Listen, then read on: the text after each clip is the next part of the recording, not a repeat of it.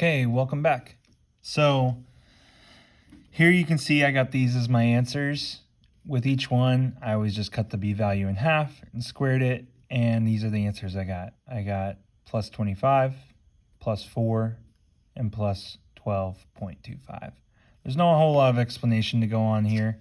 I think you guys can see the math pretty easily. If you still have questions about this part, I will answer those when I get back, but we're going to move on to the next part. So the next part is all about solving now. So we're going to look at solving by completing the square.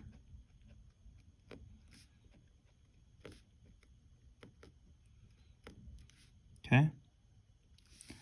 So now some of you might be asking, wait, Mr. Redmond, why am I allowed to just add a number to the end of this? Well, when you're completing the square, it's totally fine because we're just practicing knowing what number to add to the end of this. But you're right, in a normal equation, we wouldn't be allowed to just add numbers for no reason. If we add a number to one side, we have to also add it to the other. And that's kind of what we're going to do in this one. So, for example, let's say I have,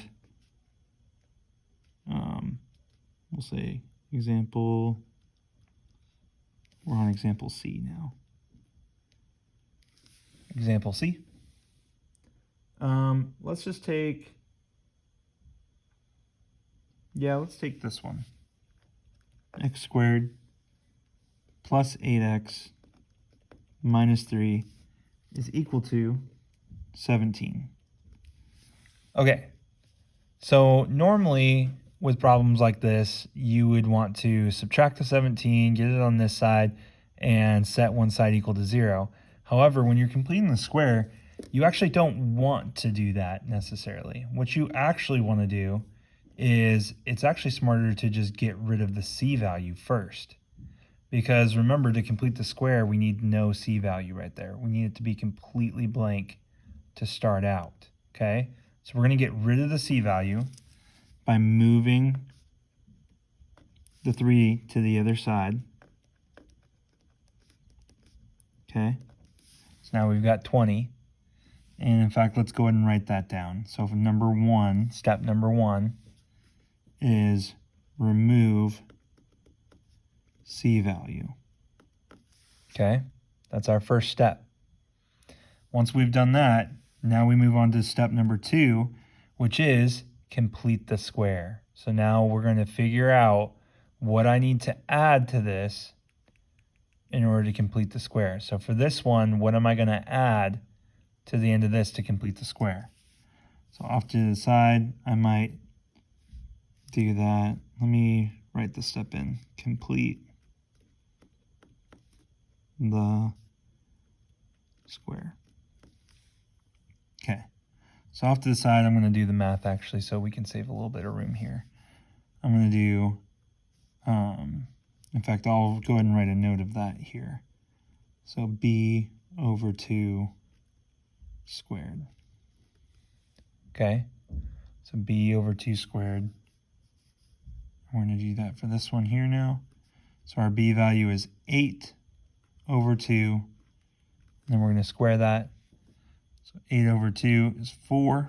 4 squared is 16. Okay, now that we got that, this is going to be our new c value. Okay, so now we're going to artificially add it in here. We're going to add the 16 to the end here. Now remember, if you add something to one side, you have to add it to the other side. So we're going to add 16 to both sides. Okay, and that's going to give us x squared plus 8x plus 16 is equal to 36. Now some of you might be wondering, Mr. Redmond, why are we even doing this? Why are we moving the numbers around like this? Well, that's because now that I have a perfect square, I know my rule of thumb up here, remember? If I have a perfect square, I'm going to have identical factors, which means I can end up with something that looks like this, that has x plus something squared, which means I can take the square root of that. which is going to get rid of my square, which is the whole point of this. So if I were to factor this, we need to remember that we're going to have something very similar here. So what adds to 8 but multiplies to make 16? Well, the answer is 4. 4 plus 4 makes 8, and 4 times 4 makes 16. Okay, so now I've just factored this part, and once I've factored it, I can write the factors here now. This replaces this piece. Notice that I have identical factors, so if I have identical factors, I can change them to just x plus 4 squared. That's how I can write it. Okay, now I get to do what we were doing last chapter, or not last chapter, last section. Remember in 9.2, I can take the square root now. That's the whole reason why we learned about that. Because now I can take the square root of both sides. That gives me x plus 4 is equal to either, remember, two answers, -6, or x plus 4 is equal to +6. And now you just solve for both sides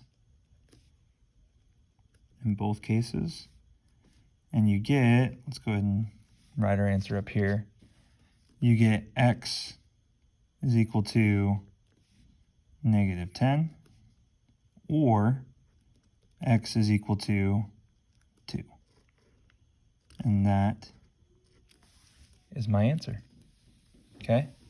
So this is how we use completing the square to help us solve quadratics. This is why this is my favorite method, because I basically changed the problem. It didn't start out to where you could just take the square root of both sides, but I changed the problem so that way I could take the square root of both sides and get a clean answer that way. So I didn't have to worry about factoring as much. I just kind of just followed it all the way down until I could take the square root. Okay.